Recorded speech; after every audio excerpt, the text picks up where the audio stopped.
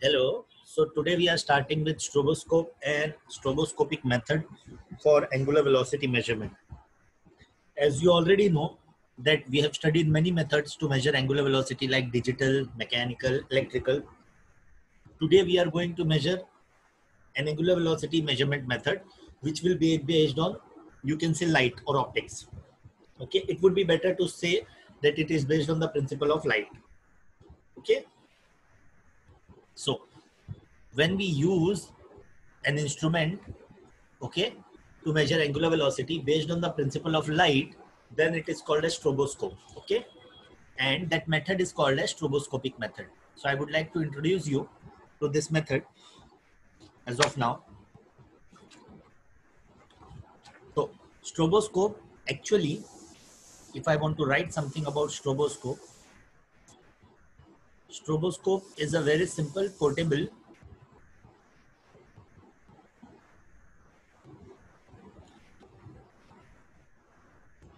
manually operated or automatically operated, but actually it is manually operated most of the time. You have to operate it, manually operated device used for angular velocity measurement. Okay, you can write it angular velocity first of all. Now, what does it work on? How does it work on? It has a source of flashing frequency of light. Source of variable, you can say it varies to variable frequency of light, or you can say flashing light. It is a source of variable frequency of flashing light. Okay, and the frequency of light is set by the operator. Okay, he can vary the frequency. It is not automatically. Frequency, variable frequency is set by operator. Okay, now if I want to get into more detail, it has got a circuit, okay, which controls the frequency, and the circuit is called as frequency oscillator. Okay, circuit which controls the frequency. Okay, it has an electronic circuit which controls frequency called as frequency oscillator. So I hope I have cleared some things for you. Like, one of the thing is like, it is manually operated, it is portable, like you can carry it. Okay, it is very simple in construction, and it is used to measure angular velocity. Now, the frequency of light that is used, that is set by the operator, and that frequency is variable in nature. Third, the circuit which controls this frequency, like the circuit that they are using, is called frequency oscillator. Okay, so I hope some things are cleared. Okay, first is variable frequency source, second is frequency oscillator, manually operated device, very portable. Okay, now we like to go and study working principle of this. Okay, now if you want to study the working principle, first of all what you should know is how does it work. So before explaining you this diagram, I could have explained you this diagram, but before explaining this, what I'd like to know you is, I will just explain something for you before explaining this diagram. How does it work? So the speed that we gonna measure, okay, is measured by the adjusting frequency. How it measures, I'll explain you. Speed of shaft. Suppose there is a shaft, as you can see in this diagram also. So speed of shaft is measured by variable frequency. How? We will see it now. Okay, so the speed of shaft is measured by variable frequency by adjusting the frequency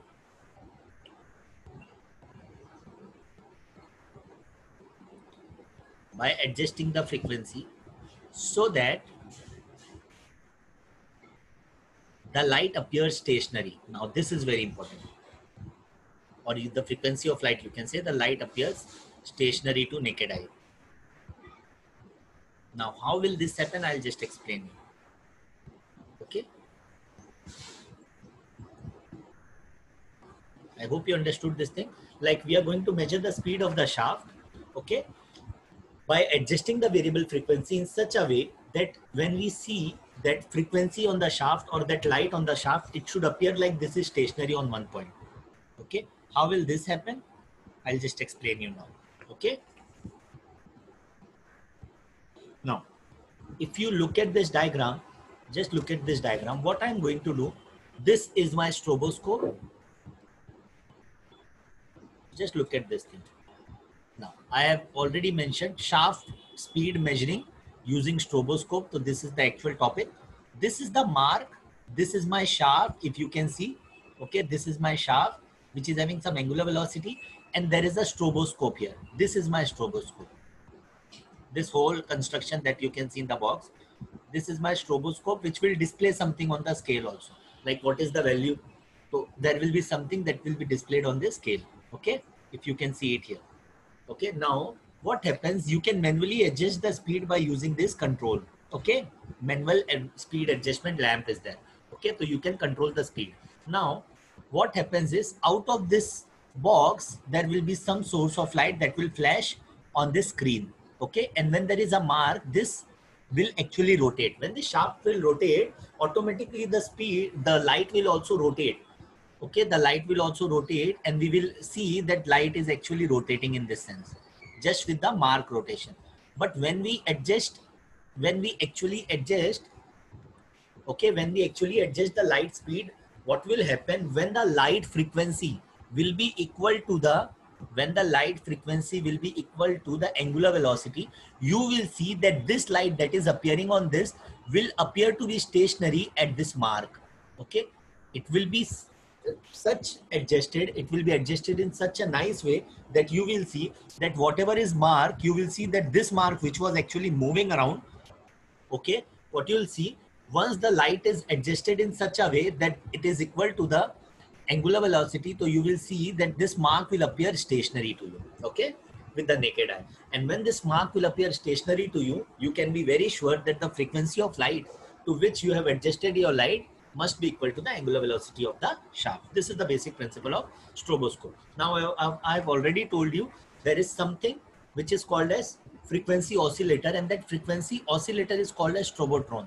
We will not get into more details, but I would like to tell you this strobotron has one anode, one cathode. You can see this is my cathode plate, this is my anode plate, and there are two grids. What is the function of grid? It carries electrons from cathode to anode. Okay, so this is the basic function. So automatically the electrons will get accelerated from cathode to anode with the help of this grid. Okay, this grid will carry it.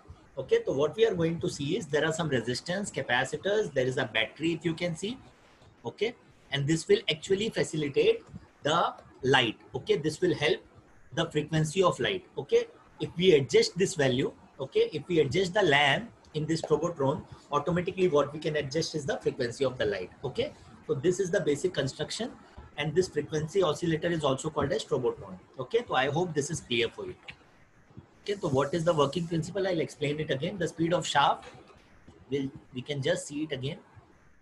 The speed of shaft is measured by variable frequency, by adjusting the frequency so that the mark, okay, rather than saying the light, you can say so that the mark, rather than saying light, it would be better if we say that the mark appears stationary to the naked eye. Okay, so I've explained you the working principle. Now, one more thing that I can add is stroboscope. What does it consist? It has a flashing light, right? Okay, whose frequency can be varied and controlled. Okay, like frequency oscillator. Okay, so that frequency oscillator, that is what I am saying. It has a flashing light whose frequency can be varied and controlled. Okay, which is called as strobotron. This control is done by strobotron.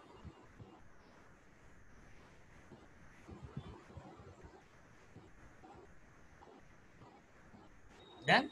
Now I'd like to explain you some cases. Okay. Now I've already told you what this Strobotron is like. If you want to get into its detail, I'll just mention it for you. It has two plates. One plate is cathode and another is anode with two grids. And what does this grid do? Okay, accelerating electrons. Okay, okay. So this is the basic function of Strobotron. Okay, and this is also called as frequency oscillator because this is the place where the frequency will oscillate with the help of movement of electrons from cathode to anode. Okay, so I would like to explain you some cases. What will happen? I'll just explain you two cases. What will happen when, suppose you have adjusted the frequency, and what did you find?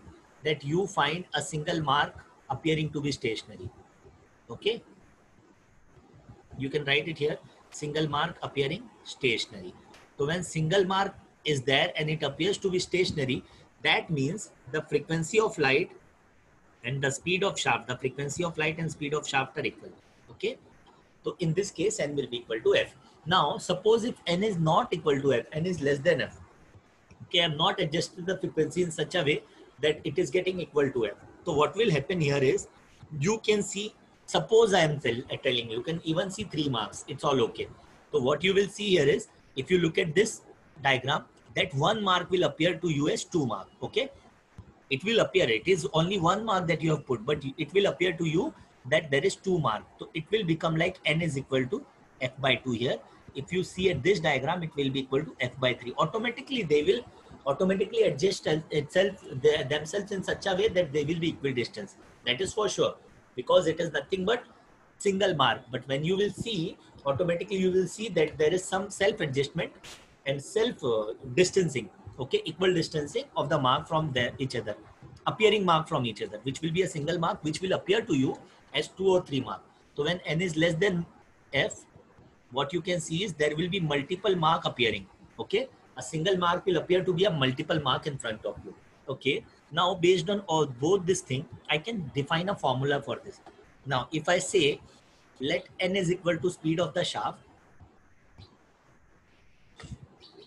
okay, and let f is equal to frequency of flashing light. Okay, automatically what we can say is, if you look at this diagram, automatically n will be equal to f by m. Okay, now what will be m? That is very important. M will be number of points that will appear. M will be equal to number of points that will, or number of marks that will appear to naked eye. Okay, this is for sure. So now what we can see is, if I want to write the first formula in respect to this, then n will be equal to f by 1 because there is only 1 mark. If you look at this, n will be equal to f by 2, and since there is 2 mark, n is equal to f by m, so m is equal to 3, so this will be n is equal to f by 3. So similarly we can get all the values, right? Now what does it mean? It means, we can write it in simple words, it means just one thing, that f is equal to n into m. Okay, so you can use this thing to calibrate. Okay, or you can even use this thing, you can use this thing to calibrate n by using f. Okay, so this is what is done at the back end of the stroboscope, like calibration part. Okay, where if you know how many marks are appearing and if you know the frequency, automatically if you divide frequency by the number of marks, you will be able to find the speed of the shaft. Okay, so just I have explained you everything. What all have I explained you? I have explained you what we mean by stroboscope, what is a strobostone, how does a stroboscope work. Okay, what is the working principle, what is frequency oscillator, what is the mark system, how do we use it. Okay, now what can be different kinds of mark that will appear. Okay, what if n is equal to f, what if n is less than f, how will you be able to find the angular velocity of the shaft? Okay, what will the formula, that is n is equal to f by m.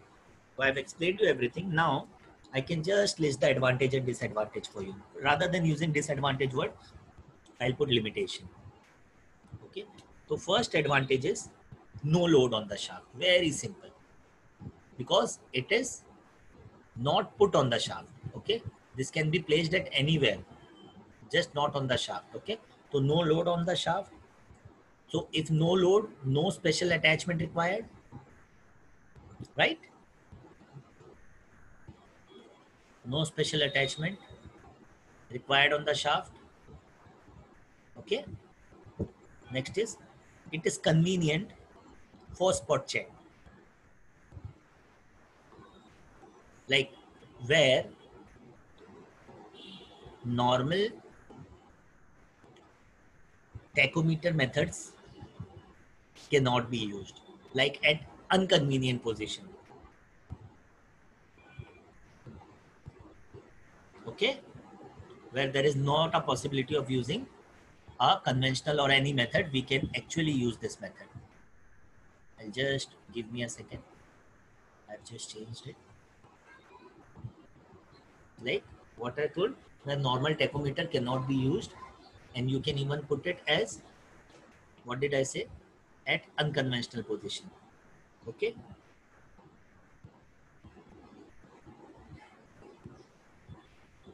okay, so I hope this is clear for you. Advantages, many advantages are there, and it can be used for high speed. It can come from 600 rpm. You can use it from 600 rpm to 20,000 rpm, just for a basic purpose. You can even use it up to 50,000 rpm. Okay, to measure 50,000 rpm also, but for that you need a special stroboscopic device. Okay, for a basic you can measure up to 20,000 rpm. Now it is less accurate. Okay, because why it is less accurate? Because we use frequency oscillator. Okay, okay, and why is it that frequency oscillator makes it less accurate? Because it is unstable. The frequency always vary, correct? As frequency is unstable in nature, so you can't be pretty sure that whatever answer that you have got is exactly very correct. Frequency of light or frequency of source of light is unstable in nature. Okay, so this is the one thing. Okay, now one more very important thing is it requires good lighting condition. In subdued lighting condition, in darkness it won't work properly. Good lighting condition is required. Okay, because there is a light source that you are going to use, so you need an apt or a correct or a good lighting condition for it to work, function properly. Okay, and one more advantage also or disadvantage also, basic, it is used for 600 to 20,000 rpm only. So this is also one of the advantage limitation, like for normal, for for a normal stroboscope. Okay, so you don't have that high range. You can have high range if you use a proper stroboscope, okay, or a sophisticated stroboscope. So I hope I cleared everything for you. Okay.